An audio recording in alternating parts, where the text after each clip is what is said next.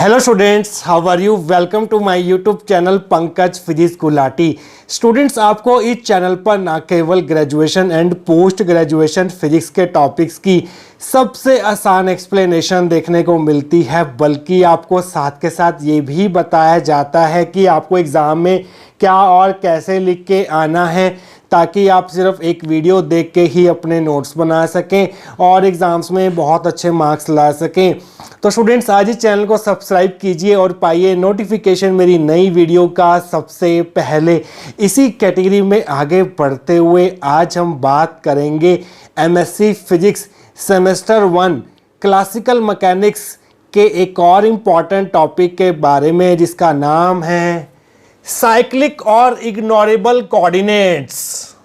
देखिए स्टूडेंट्स, आप सब जानते हैं किसी भी सिस्टम का जो लैग्रेंजियन होता है वो 3 वेरिएबल्स का फंक्शन होता है। एक होता है जनरलाइज कोऑर्डिनेट्स qi, एक होता है generalise velocities qi dot and time t। तो हमारा जो लैग्रेंजियन L होता है वो इन तीनों वेरिएबल्स का फंक्शन होता है, जनरलाइज कोऑर्डिनेट्स qi का, जनरलाइज वेलोसिटी qi डॉट का एंड टाइम t का। तो लैग्रेंजियन ऑफ अ सिस्टम को हम ऐसे लिख सकते हैं, Lagrangian is a function of qi means generalise coordinates, generalise velocities qi dot and time t, जहां पर i की जो वैल्यू है वो 1 to n होती हैं। तो इसको हम एक्सपेंड करके भी लिख सकते हैं इस प्रकार से, L is a function of q1, q2, बीच में qk आएगा, इसको आपने qn तक लेके जाना है। इसी तरह से qi डॉट को एक बार आप एक्सपेंड करके लिखेंगे तो आप लिखेंगे q1 डॉट, q2 डॉट, बीच में qk डॉट आएगा, अप टू qn डॉट तक लेके जाना है, और टाइम t जो है वो यहाँ पर ऐसे ही रहेगा। इसको हम फर्स्ट इक्वेशन दे देते हैं। तो लैग्रेंजियन जो है इन सभी वेरिएबल्स का फंक्शन है, इन सभी कोऑर्डिनेट्स का फंक्शन है। बट अगर स्टूडेंट्स हमारा लैग्रेंजियन इन सभी कोऑर्डिनेट में से एक ऐसा कोऑर्डिनेट ऐसा हो जिस पर वो डिपेंड ही ना करे, एक ऐसा कोऑर्डिनेट हो इन सभी कोऑर्डिनेट में से जो लैग्रेंजियन में अपीयर ही ना हो, तो उस कोऑर्डिनेट को हम बोलते हैं साइक्लिक और इग्नोरेबल कोऑर्डिनेट। हम मान लेते हैं कि इस लैग्रेंजियन में एक ऐसा कोऑर्डिनेट है जो इस लैग्रेंजियन में अपीयर नहीं हो रहा, लैग्रेंजियन जो है उस कोऑर्डिनेट पर डिपेंड नहीं कर रहा, और उस कोऑर्डिनेट को हम मान लेते हैं qk। देखिए स्टूडेंट्स, लैग्रेंजियन जो है इस केस में qk पर डिपेंड नहीं करेगा, qk जो है वो लैग्रेंजियन में अपीयर नहीं होगा एक्सप्लिसिटली। इसका मतलब ये है qk डायरेक्टली यहाँ पर प्रेजेंट नहीं होगा, बट इसके टाइम डेरिवेटिव के रिस्पेक्ट में ये प्रेजेंट हो सकता है। qk डॉट हो सकता है प्रेजेंट, बट qk प्रेजेंट नहीं होगा। इस केस में हम बोलेंगे कि qk जो है वो साइक्लिक और इग्नोरेबल कोऑर्डिनेट है। तो अगर qk लैग्रेंजियन में अपीयर नहीं हो रहा तो इसका साफ साफ मतलब ये निकलता है कि जो लैग्रेंजियन का पार्शियल डेरिवेटिव होगा qk के रिस्पेक्ट में वो 0 होगा। और इस केस में जो हमारी इक्वेशन नंबर 1 होगी उसको हम कैसे लिख सकते हैं, आइए पहले वो भी देख लीजिए। उस केस में इक्वेशन नंबर 1 बन जाएगी q1 q2 अप टू, ये qk यहाँ से गायब हो जाएगा क्योंकि qk जो है लैग्रेंजियन में अपीयर नहीं होगा। qk को हम साइक्लिक और इग्नोरेबल कोऑर्डिनेट मान रहे हैं, तो आपको लास्ट में सीधा qn लिखना है, और यहाँ पर q1 dot, q2 dot, qk directly appear नहीं होगा L में, बट इसका टाइम डेरिवेटिव अपीयर हो सकता है, तो qk डॉट आपने लिखना है यहाँ पर up to qn dot comma t। तो इस केस में हमारी इक्वेशन नंबर 1 जो है वो इस इक्वेशन में तब्दील हो जाएगी, बदल जाएगी। तो स्टूडेंट्स, आइए देखते हैं कि अगर ये क्वेश्चन आपको एग्जाम में पूछा जाता है तो आप इसको स्टार्ट कहाँ से करके आएंगे, आइए अब वो देख लेते हैं। We know that Lagrangian L is a function of generalized coordinates qi, generalized velocities qi dot and time t। हमें पता है किसी भी सिस्टम का जो लैग्रेंजियन होता है वो 3 वेरिएबल्स का फंक्शन होता है। पहला वेरिएबल होता है जनरलाइज कोऑर्डिनेट्स qi, दूसरा वेरिएबल होता है जनरलाइज वेलोसिटीज qi डॉट, और तीसरा वेरिएबल होता है टाइम t। इसका मतलब ये है कि हम L को ऐसे लिख सकते हैं, L is a function of qi dot and t where i is equal to 1 to n। तो इसको अगर हम एक्सपैंड करके लिखें तो उसको इस प्रकार से लिखा जा सकता है, L is a function of q1, q2, बीच में qk भी आएगा अप टू qn, फिर q1 डॉट, q2 डॉट, बीच में qk डॉट भी आएगा up to qn dot comma t। ये हमारी फर्स्ट इक्वेशन होगी। Now if Lagrangian does not contain a particular coordinate qk explicitly, then obviously for such a system curly L by curly Q K जो है वो 0 हो जाएगा। Such a coordinate is called cyclic और ignorable coordinate. L जो है वो इन सभी कोऑर्डिनेट्स का फंक्शन है। बट अगर ऐसा कोऑर्डिनेट हो, एक ऐसा कोऑर्डिनेट हो जो कि लैग्रेंजियन में अपीयर ही ना हो, लैग्रेंजियन उससे इंडिपेंडेंट हो, तो उस केस में जो पार्शियल डेरिवेटिव होगा एल का उस कोऑर्डिनेट के रिस्पेक्ट में वो 0 हो जाएगा। हम मान लेते हैं कि क्यूके ऐसा कोऑर्डिनेट है जो लैग्रेंजियन में अपीयर नहीं हो रहा, लैग्रेंजियन क्यूके पर डिपेंड नहीं कर रहा, तो उस केस में कर्ली एल बाय कर्ली क्यूके जो है वो 0 हो जाएगा। और इस केस में हम क्यूके को बोलेंगे साइक्लिक और ignorable coordinate. In this case equation 1 becomes, अगर क्यूके एल के अंदर एक्सप्लिसिटली अपीयर नहीं हो रहा तो इक्वेशन 1 को हम कैसे लिख सकते हैं? यहां से आपको क्यूके जो है वो हटाना होगा। L will be a function of Q1, Q2 up to Qn, Q1 dot Q2 dot बीच में Qk डॉट लिखेंगे, Qn डॉट T। यहाँ पर आप देख सकते हैं Qk जो है वो एक्सप्लिसिटली अपीयर नहीं हो रहा बल्कि टाइम डेरिवेटिव की फॉर्म में अपीयर हो रहा है। इस केस में Qk जो है वो साइक्लिक और इग्नोरेबल कोऑर्डिनेट कहलाया जाएगा। और इस केस में जो L का पार्शियल डेरिवेटिव होगा Qk के रिस्पेक्ट में वो 0 होगा। तो स्टूडेंट्स इसके बाद हम देखेंगे एक एग्जाम्पल देखेंगे साइक्लिक और इग्नोरेबल कोऑर्डिनेट का, और साइक्लिक और इग्नोरेबल कोऑर्डिनेट्स का कंसीक्वेंस क्या होगा वो भी हम देखेंगे आने वाले सेक्शन के अंदर। तो स्टूडेंट्स पिछले सेक्शन में हमने देखा एक ऐसा कोऑर्डिनेट जो कि लैग्रेंजियन में एक्सप्लिसिटली अपीयर ना हो, बेशक वो टाइम डेरिवेटिव की फॉर्म में अपीयर हो जाए लैग्रेंजियन में, ऐसे कोऑर्डिनेट को हम बोलते हैं साइक्लिक और इग्नोरेबल कोऑर्डिनेट। आइए अब आप एग्जांपल देखिए साइक्लिक और इग्नोरेबल कोऑर्डिनेट का। तो आप हेडिंग बनाएंगे for example Lagrangian L of a free particle is given by. हम सबसे सिंपलेस्ट सिस्टम का लैग्रेंजियन लिखने वाले हैं, और सबसे सिंपलेस्ट सिस्टम जो होता है क्लासिकल मैकेनिक्स में वो होता है system of a free particle. Free particle के ऊपर किसी भी प्रकार की एक्सटर्नल फोर्स नहीं लगती, और लैग्रेंजियन जो होता है वो होता है by definition it is the difference of kinetic energy and potential energy of the system, जो कि यहाँ पर फ्री पार्टिकल है। तो काइनेटिक एनर्जी कितनी होगी? काइनेटिक एनर्जी होगी half mv²। But classical mechanics में हम जनरलाइज वेलोसिटी की बात करते हैं, तो वेलोसिटी की जगह हम लिखेंगे q डॉट। q डॉट जो है यहाँ पर जनरलाइज वेलोसिटी को रिप्रेजेंट कर रहा है। और v कितना होगा? देखिए स्टूडेंट्स ये फ्री पार्टिकल है, फ्री पार्टिकल का मतलब इसके ऊपर कोई भी फोर्स नहीं है। तो अगर कोई फोर्स नहीं है पार्टिकल के ऊपर, पार्टिकल फ्री है, तो इसकी जो पोटेंशियल एनर्जी होगी वो 0 होगी, क्योंकि फोर्स ही नहीं है, तो कोई फोर्स फील्ड ही नहीं है, तो पोटेंशियल एनर्जी कहाँ से होगी? तो v जो है इस केस में वो 0 होगा। तो लैग्रेंजियन जो होगा फ्री पार्टिकल का वो सिंपली इतना होगा हाफ mq²। तो स्टूडेंट्स आप देख सकते हैं यहाँ पर जो जनरलाइज कोऑर्डिनेट है q, वो q डॉट की फॉर्म में अपीयर हो रहा है, टाइम डेरिवेटिव की फॉर्म में अपीयर हो रहा है। यहाँ पर q का टाइम डेरिवेटिव देखने को मिल रहा है आपको in the form of q dot. q यहाँ पर एक्सप्लिसिटली प्रेजेंट नहीं है, तो इस केस में हम कहेंगे कि q जो है वो साइक्लिक और इग्नोरेबल कोऑर्डिनेट है। तो आप लाइन लिखेंगे in this case time derivative of q is appearing in l। यहाँ पर इस l में l of a free particle में आपको टाइम डेरिवेटिव देखने को मिल रहा है q का, but q itself does not appear in L explicitly, but q यहाँ पर डायरेक्टली अपीयर नहीं हो रहा। सो q will be considered as cyclic और ignorable coordinate। तो इसे हम बोलते हैं साइक्लिक और इग्नोरेबल कोऑर्डिनेट इस केस में। तो स्टूडेंट्स आइए आगे देखते हैं। From Lagrangian equation of motion we have, Lagrangian equation of motion क्या होती है students? D by D T of curly L by curly Q के dot minus curly L by curly Q K is equal to 0। इसको हम already drive कर चुके हैं पिछले वीडियोस में।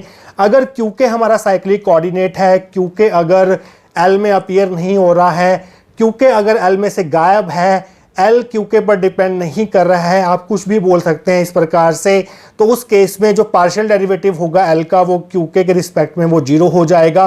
तो ये पार्ट जो है वो 0 हो जाएगा। तो यहाँ से हमें क्या मिलेगा? D by D T of curly L by curly Q के डॉट -0 इज इक्वल टू 0। -0 मैं यहाँ पर नहीं लिख रहा हूँ। तो स्टूडेंट्स इसको हम दे देते हैं थर्ड इक्वेशन। नेक्स्ट सेक्शन में हम देखेंगे कि थर्ड इक्वेशन से हम क्या इंपॉर्टेंट रिजल्ट जो है वो ड्राइव कर सकते हैं, बट उससे पहले हमें देखना होगा कि आखिरकार curly L by curly Q के डॉट जो है वो क्या रिप्रेजेंट कर रहा है। उसके बाद हम देखेंगे कि थर्ड इक्वेशन से हमें क्या इंपॉर्टेंट रिजल्ट देखने को मिलता है, वो हम देखेंगे नेक्स्ट सेक्शन के अंदर। तो स्टूडेंट्स, पिछले सेक्शन में हम इक्वेशन नंबर 3 तक पहुंच चुके थे। अब हमें देखना है कि इक्वेशन नंबर 3 हमें कौन से इंपॉर्टेंट रिजल्ट तक लेके जाएगी, बट उससे पहले हमें फाइंड करना होगा curly L by curly Q के डॉट। देखिए स्टूडेंट्स, जो लैग्रेंजियन की बेसिक डेफिनेशन होती है वो होती है it is the difference of kinetic energy T and potential energy V. अब काइनेटिक एनर्जी को अगर आप लिखना चाहें तो आप ऐसे लिख सकते हैं हाफ एम वी स्क्वायर, और यहाँ पर वेलोसिटी की जगह हमें जनरलाइज वेलोसिटी लेनी होगी, क्योंकि हमने पिछले सेक्शन में क्यूके को साइक्लिक कोऑर्डिनेट माना था, तो वेलोसिटी को हमें यहाँ पर क्यू के डॉट के की फॉर्म में ही लिखना होगा। क्यू के डॉट जो है यहाँ पर जनरलाइज वेलोसिटी को रिप्रेजेंट कर रहा है, और जो पोटेंशियल एनर्जी होती है किसी भी कंजर्वेटिव सिस्टम के लिए वो सिर्फ जनरलाइज कोऑर्डिनेट क्यू के पर ही डिपेंड करती है। तो वी के साथ हमने क्यू के भी लिख दिया। हम ये बता रहे हैं कि जो पोटेंशियल एनर्जी है वो क्यू के का फंक्शन है। तो अगर हम दोनों तरफ पार्शियल डिफरेंशिएशन कर दें क्यू के डॉट के रिस्पेक्ट में, तो आपको क्या मिलने वाला है, curly L by curly Q के dot is equal to half M two Q के डॉट आ जाएगा माइनस 0, क्योंकि ये सिर्फ क्यू के का फंक्शन है, क्यू के डॉट का फंक्शन नहीं है। तो 2 से 2 कैंसिल हो जाएगा, तो यहाँ से आपको मिलेगा curly L by curly Q के dot is equal to M Q के डॉट। क्यू के डॉट जो है यहाँ पर वेलोसिटी को रिप्रेजेंट कर रहा है, तो मास इनटू वेलोसिटी जो होता है उसको हम बोलते हैं मोमेंटम, और यहाँ पर हम मोमेंटम को रिप्रेजेंट करेंगे पीके से। पीके है momentum corresponding to generalise coordinate q k. तो अब हमें curly L by curly Q के डॉट की वैल्यू पता चल चुकी है, पीके है, इसको हमने फोर्थ इक्वेशन दे दिया। इस वैल्यू को हम यहाँ पर पुट करने जा रहे हैं, तो आप लिखेंगे using 4 in 3 we get D by D T, और curly L by curly Q के डॉट की जगह आप पीके लिख देंगे इज इक्वल टू 0। तो यहाँ पर टाइम डेरिवेटिव जो है पीके का वो 0 निकल के आ रहा है, मीन्स पीके जो है वो कांस्टेंट होगा, कंजर्व होगा, कांस्टेंट ऑफ मोशन होगा। तो यहाँ से ये कंक्लूजन निकला कि अगर क्यूके साइक्लिक है तो उसके कॉरस्पॉन्डिंग जो मोमेंटम होगा, जिसको हम जनरलाइज मोमेंटम भी बोलते हैं, जिसको हम पीके से डिनोट कर रहे हैं, वो कंजर्व रहेगा। इसको आप वर्ड्स में कैसे लिखेंगे, thus if Q K is cyclic then its conjugate momentum is conserved. Coordinate Q K का कॉन्जुगेट मोमेंटम होगा पीके, और वो कंजर्व रहेगा कब, जब क्यूके साइक्लिक होगा। इसको आप दूसरे वर्ड्स में भी लिख सकते हैं, और generalise momentum conjugate to a cyclic coordinate is conserved. Cyclic coordinate के कॉरस्पॉन्डिंग जो आपको जनरलाइज मोमेंटम मिलेगा वो कंजर्व रहेगा। बहुत ही इंपॉर्टेंट रिजल्ट है स्टूडेंट्स। अब देखिए स्टूडेंट्स, क्यूके साइक्लिक था तो पीके जो है वो कांस्टेंट हुआ, क्यूके के कॉरस्पॉन्डिंग जो जनरलाइज मोमेंटम था वो कांस्टेंट आ रहा है अगर क्यूके साइक्लिक है। तो इसको हम एक एग्जांपल के थ्रू समझेंगे नेक्स्ट सेक्शन के अंदर। तो स्टूडेंट्स, पिछले सेक्शन में हमने देखा कि अगर हमारा क्यूके जो है वो साइक्लिक कोऑर्डिनेट होगा तो उस केस में पीके जो है वो कांस्टेंट होगा। पीके क्या था, वो था curly L by curly Q K dot था, मीन्स क्यूके के कॉरस्पॉन्डिंग जो जनरलाइज मोमेंटम होगा वो पीके वो कांस्टेंट होगा। आइए एक और एग्जांपल लेके इसी चीज को समझते हैं। एग्जांपल्स समझने इसलिए ज़्यादा ज़रूरी हो जाते हैं ताकि आपको साइक्लिक कोऑर्डिनेट का कंसेप्ट अच्छे से दिमाग में बैठ जाए। और साइक्लिक कोऑर्डिनेट का एडवांटेज क्या होता है, एडवांटेज ये होता है कि उसके कॉरस्पॉन्डिंग जो मोमेंटम होता है वो कांस्टेंट हो जाता है। इसी चीज़ को अच्छे से समझने के लिए हम एक एग्जांपल कंसिडर करेंगे। Example, Lagrangian for earth of mass m orbiting around the son of mass capital M is. अगर हम एक सन अर्थ प्लैनेट की प्रॉब्लम लें तो उस केस में आप जानते हैं सन जो होगा वो इस इलिप्स के वन ऑफ द फोकाई पर होगा। एक फोकस यहाँ होता है इलिप्स का, एक फोकस यहाँ होता है, यहाँ पर हमने सन मान लिया। और ये अर्थ है जो कि सन के अबाउट इलिप्टिकल ऑर्बिट में रिवॉल्व करेगी। सन और अर्थ के बीच का जो डिस्टेंस है at one time, at a particular time, वो है r, और ये थीटा एंगल पर है इस समय पर। तो इस केस में लैग्रेंजियन क्या होगा, लैग्रेंजियन होगा difference of kinetic energy and potential energy of this earth. Kinetic energy को हम पोलर कोऑर्डिनेट की टर्म्स में कैसे एक्सप्रेस कर सकते हैं, ऐसे एक्सप्रेस कर सकते हैं half m r dot square plus r square theta dot square minus, यहाँ पर पोटेंशियल एनर्जी कौन सी लेनी होगी, अर्थ जो है वो सन से अट्रैक्ट रहती है with the help of gravitational force.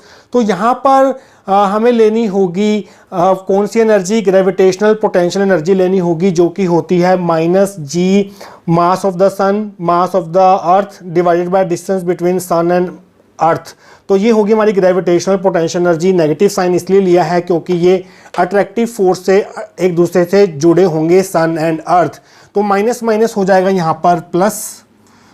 तो अगर आप किसी भी समय पर अर्थ की पोजीशन को डिस्क्राइब करना चाहते हैं तो आपको आर पता होना चाहिए और थीटा पता होना चाहिए।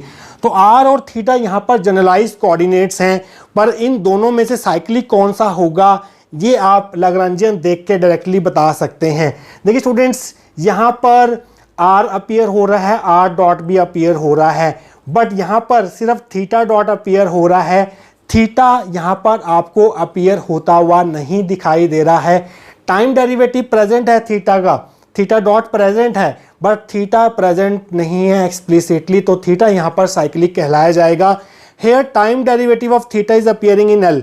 टाइम डेरिवेटिव है थीटा का, थीटा डॉट की फॉर्म में, but theta itself does not appear in L explicitly, but theta यहाँ पर एक्सप्लिसिटली अपीयर नहीं हो रहा है एल में, तो यहाँ पर थीटा जो है वो साइक्लिक कोऑर्डिनेट कहलाया जाएगा।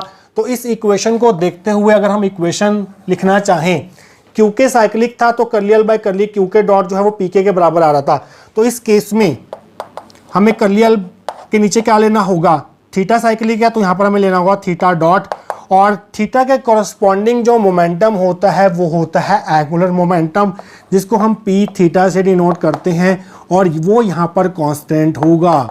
तो अगर थीटा साइक्लिक है तो इसके कॉरस्पॉन्डिंग जो कॉन्जुगेट जनरलाइज मोमेंटम होगा वो एंगुलर मोमेंटम होगा और वो कांस्टेंट होगा। तो ये है एडवांटेज ऑफ साइक्लिक कोऑर्डिनेट, जिसको हमने एक एग्जांपल के थ्रू समझा। तो स्टूडेंट्स, नेक्स्ट सेक्शन में हम बहुत ही इंपॉर्टेंट चीज़ देखने जा रहे हैं कि अगर एक पर्टिकुलर कोऑर्डिनेट साइक्लिक है लैग्रेंजियन में वो अपीयर नहीं हो रहा, तो वो हैमिल्टोनियन में भी साइक्लिक होगा, वो हैमिल्टोनियन एच में भी अपीयर नहीं होगा। इसी चीज़ का छोटा सा प्रूफ हम देखेंगे नेक्स्ट सेक्शन के अंदर। तो स्टूडेंट्स, अब हम यहाँ पर ये प्रूफ करेंगे कि अगर कोई गिवन कोऑर्डिनेट साइक्लिक है लैग्रेंजियन में तो वो हैमिल्टोनियन में भी साइक्लिक होगा। मींस अगर एक ऐसा कोऑर्डिनेट है जो लैग्रेंजियन में अपीयर नहीं हो रहा तो वो हैमिल्टोनियन में भी अपीयर नहीं होगा। तो आप हेडिंग बनाएंगे, to prove that if a given coordinate is cyclic in L then it will also be cyclic in H. तो अगर गिवन कोऑर्डिनेट साइक्लिक है एल में तो वो हैमिल्टोनियन में भी साइक्लिक होगा, ये हमें प्रूव करना है। Late Q K is cyclic in L, तो जो हमारा गिवन कोऑर्डिनेट है जो साइक्लिक है एल में उसे हमने क्यू के मान लिया। तो हमने पिछले सेक्शंस में देखा अगर क्यू के साइक्लिक है एल में तो इसके कॉरस्पॉन्डिंग जो मोमेंटम होगा पी के वो कांस्टेंट होगा। तो इस केस में जो डेरिवेटिव होगा पी के का टाइम के रिस्पेक्ट में वो 0 हो जाएगा। ये भी आप यहाँ पर लिख सकते हैं क्योंकि पी के कांस्टेंट हो जाएगा। From Hamilton's equations of motion, आपके पास दो हैमिल्टन्स इक्वेशन ऑफ मोशन होती है, एक होती है क्यू के dot is equal to curly H by curly p k, एक होती है p k dot is equal to minus curly H by curly Q k. हम इस इक्वेशन ऑफ मोशन को यूज़ करने जा रहे हैं। तो आप लिखेंगे p k dot is equal to minus curly H by curly Q k. P k dot को हम ऐसे लिख सकते हैं d p k by d t. Dot जो है वो फर्स्ट टाइम डेरिवेटिव को रिप्रेजेंट करता है, तो equal to minus curly H by curly Q k, और d p k by d t जो है वो 0 है क्योंकि क्यू के जो है वो साइक्लिक है एल में। So 0 is equal to minus curly H by curly Q k. तो यहाँ से माइनस साइन हटा देते हैं, माइनस साइन 0 के पास आके ख़त्म हो जाएगा। तो यहाँ से ये पता चला कि जो पार्शियल डेरिवेटिव होगा एच का क्यू के रिस्पेक्ट पे वो 0 निकल के आ रहा है।